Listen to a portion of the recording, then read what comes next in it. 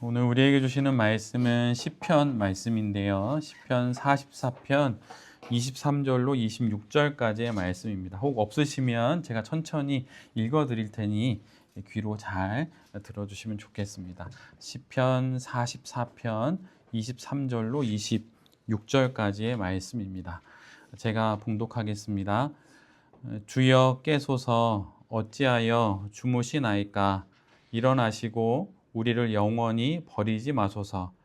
어찌하여 주의 얼굴을 가리시고 우리의 고난과 압제를 잊으시나이까. 우리 영혼은 진토 속에 파묻히고 우리 몸은 땅에 붙었나이다. 일어나 우리를 도우소서. 주의 인자하심으로 말미암아 우리를 구원하소서. 아멘. 오늘은 시편 44편의 말씀을 갖고 사업의 도움 이런 제목으로 함께 말씀을 나누려고 합니다. 시편은 성경 말씀 중에 유일하게 1인칭으로 되어 있는 말씀입니다. 모든 말씀은 모세오경이든 아니면 역사서든 복음서든 모두 다 어떻게 보면 제3자의 관점으로 쓴 그런 기록들인데 유일하게 1인칭으로 기록되어 있는 말씀은 시편입니다.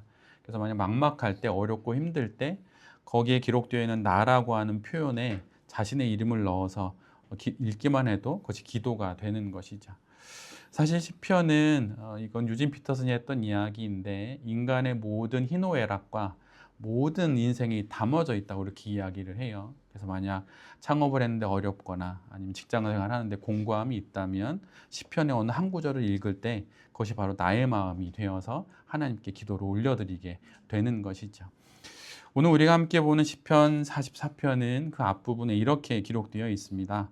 고라 자손의 마스길. 이 마스길이라고 하는 표현은 교훈이라는 뜻입니다. 말 그대로 무엇인가를 가르치고 무엇인가를 훈계하는 목적으로 오늘 시편 44편이 기록된 것이죠. 저의 목회자 이전의 직업은 교사였습니다. 중고등학교 교사였고 또 여명학교라고 하는 북한 학생들을 대상으로 하는 학교를 세우고 탈북한 아이들을 가르친 적이 있었는데 근데 제가 일반 학교에 있을 때의 그 상황이랑 요즘 현재의 학교 상황은 또 다른 것 같더라고요. 최근에 들었던 어떤 이야기는 학교 현장에서 일어나는 일인데 선생님들이 아이들에게 이렇게 이야기를 한다는 거예요. 얘들아 이건 이렇게 해야 된다. 그럼 이제 아이들이 질문을 한답니다. 제가 그걸 왜 해야 하지요? 그럼 선생님이 친절하게 한번 참고 잘 이렇게 설명을 해준대요. 이건 이러한 이유 때문에 해야 되고 이건 이런 이유 때문에 해야 돼. 그럼 아이들이 이렇게 대답을 한답니다. 저는 그렇게 생각하지 않습니다. 저는 하고 싶지 않아요. 대화가 안 된답니다. 가르침의 현장에서 배우는 사람이 가져야 할 가장 첫 번째 태도는 무엇일까요?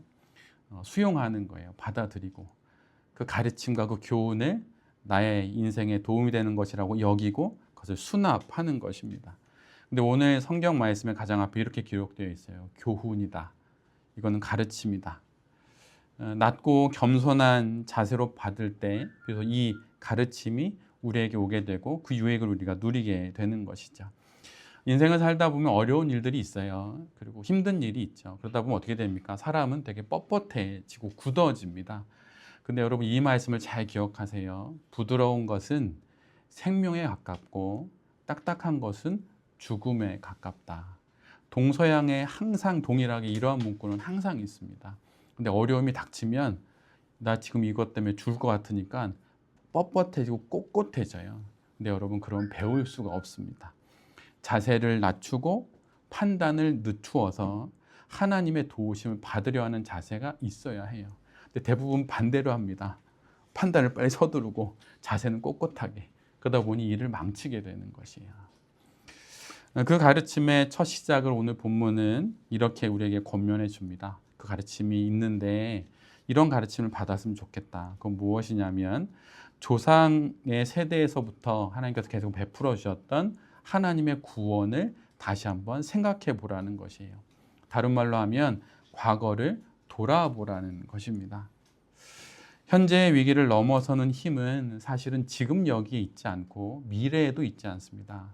과거에 우리가 지나왔던 그 과거의 기억을 회상하는 것을 통해서 언제나 지금을 이겨낼 힘을 얻게 되는 것이에요. 그 이유는 희망이 없는 듯 보이는 현재의 이 삶을 이미 우리가 지난 과거의 유사한 경험을 통해서 지나왔기 때문이에요. 창업을 하셨든 아니면 직장 생활을 하든 자꾸 돌아서 한번 생각해 보면 1년 전이든 2년 전이든 아니면 10년 전이든 분명 유사한 일은 언제든 있었습니다. 사실 제겐 딸이 있고 아들이 하나 있는데 제 딸하고 아들은 되게 많이 아팠어요. 그래서 제 딸은 3년 정도 매일 저녁에 배에 주사를 맞았었거든요.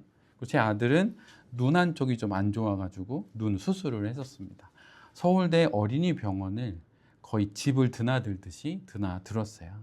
정말 어렵고 힘듭니다.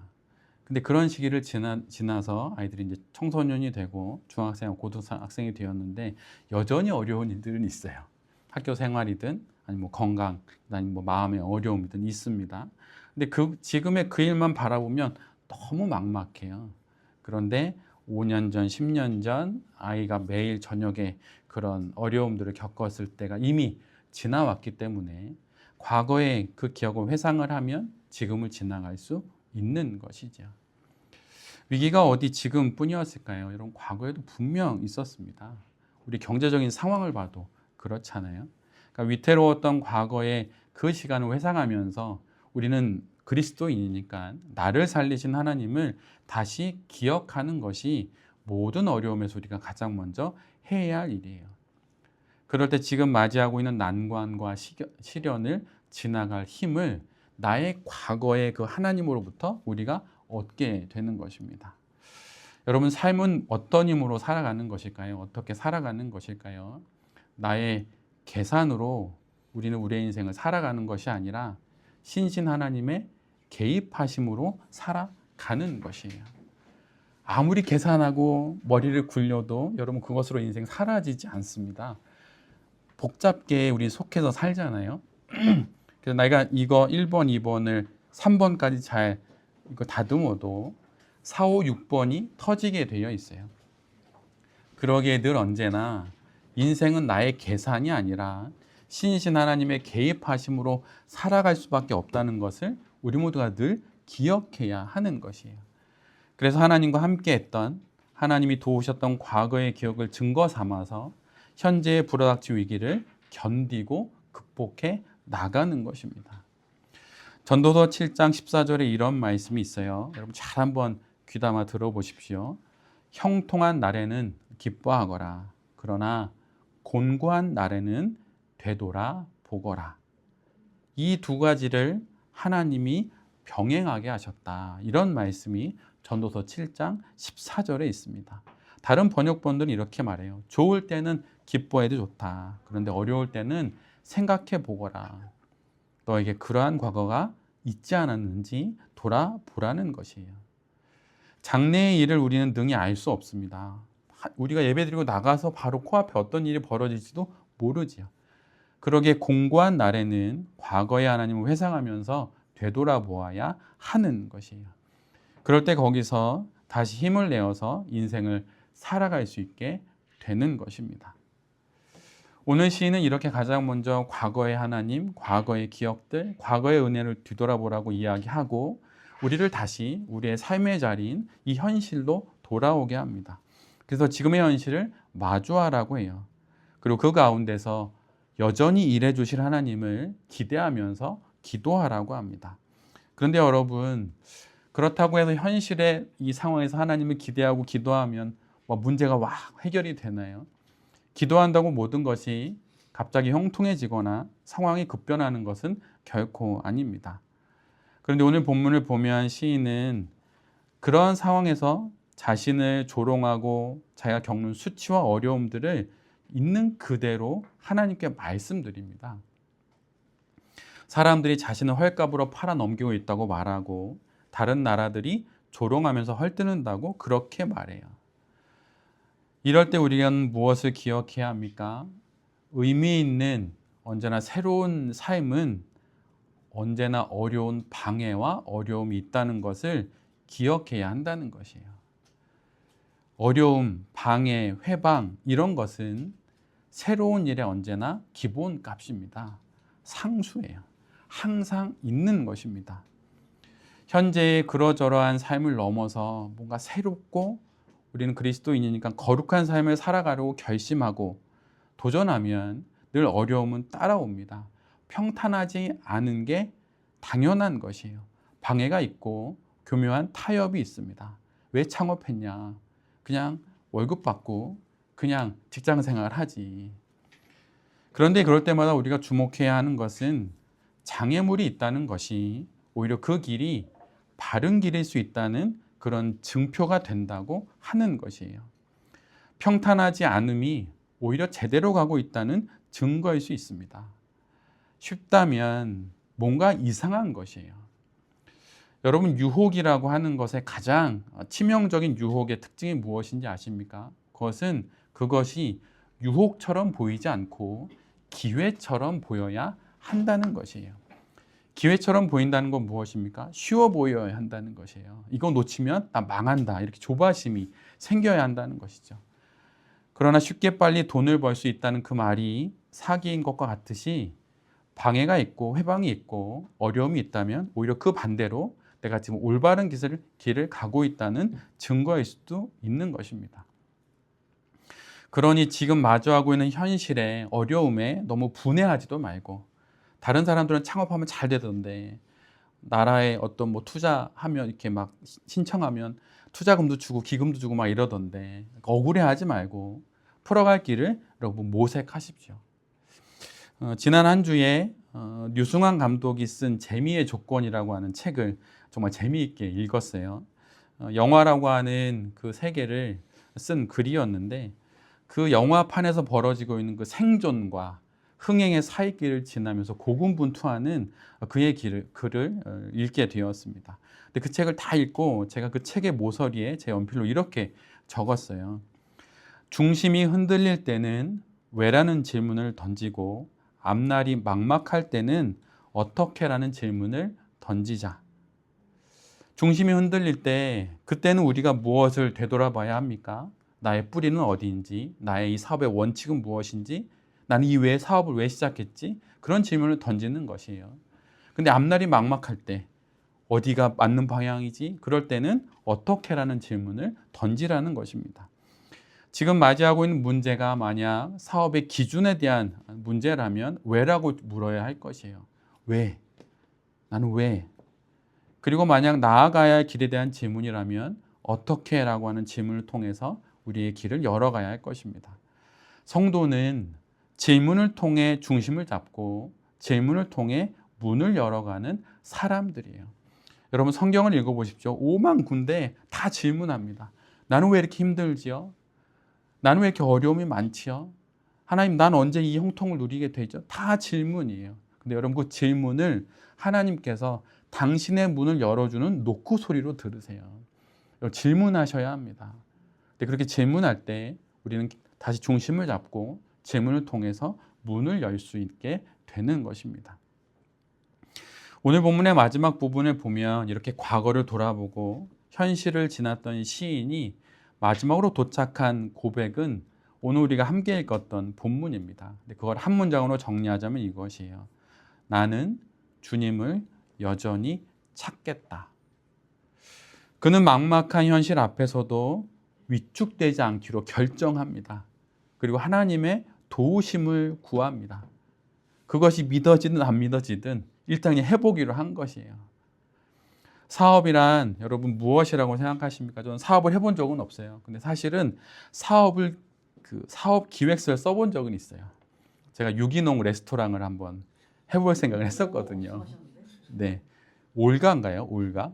예, 그거 생기기 전에, 예, 초록마을 이런 거 생기기 전에 제가 그 사업 기획서를 썼었어요.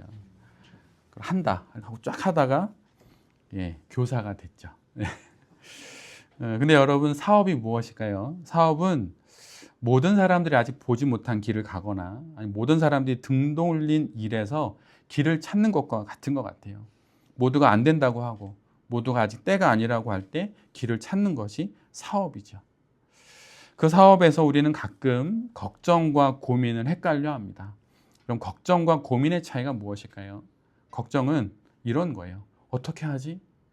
이거 어떻게 하지? 이게 걱정이고, 고민은 그럼 이렇게 해볼까? 그럼 이렇게 한번 해볼까? 이런 것입니다. 대부분의 사업적인 어려움 앞에서 걱정은 자동적으로 해요. 어떻게 하냐 이거.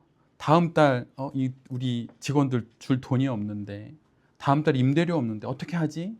걱정입니다. 그러나 이에 반해서 고민은 의지적으로 하는 것이에요. 이렇게 해볼까? 저 사람 만나볼까? 사업 어떤 프로젝트 내볼까? 이렇게 하는 것입니다. 어떻게 하지라고 물으면서 헤맬 것이 아니라 이렇게 하자라고 결정하고 실행에 옮기는 것이에요. 여러분, 신앙은, 믿음은 행동하는 것입니다. 그리고 그 첫 시작은 다시 하나님 앞에 서는 것이에요. 우리가 왜 바빠 죽겠는데 수요일 날 왜 잠깐 모여서 예배를 드릴까요? 우리가 다시 확인하는 것이에요. 나의 시작점이 어디지? 하나님 앞이지. 그리고 힘내서 다시 뛰쳐나가서 수요일 오후부터 다시 한 주간 열심히 일하는 것입니다. 어떻게 하지? 어떡하지? 내 사업 어떡하지? 여러분, 가정에 문제 많지 않습니까? 저희 집도 문제 많거든요. 어떡하지? 어떡하지? 막 이렇게. 여러분, 그렇게 한다고 문제 해결되지 않습니다. 그건 걱정이죠. 근데 우리는 고민을 해야 되는 거예요. 이렇게 해볼까? 내 딸에게 이렇게 권면해볼까? 내 아내에게 이렇게 해볼까? 집안 문제 이렇게 풀어볼까? 이렇게 하는 것이 고민인 것입니다.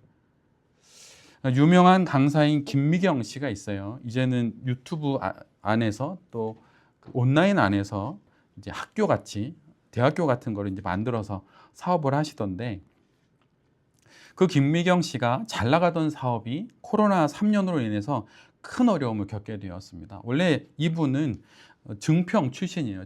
제가 알기로는 시골 출신이고 연대 피아노 학과를 나왔고, 그러다가 어떻게 우연찮게 피아노 학원 했는데 너무 학원이 잘 되다가 강사를 하게 됐는데, 강사도 너무 잘 돼서 이 필드에서 이제 강연을 하게 됐던 것이죠. 근데 코로나 3년으로 인해서 그런 장소가 완전히 사라지게 된 것입니다. 그 사업이 완전히 망하게 된 거예요.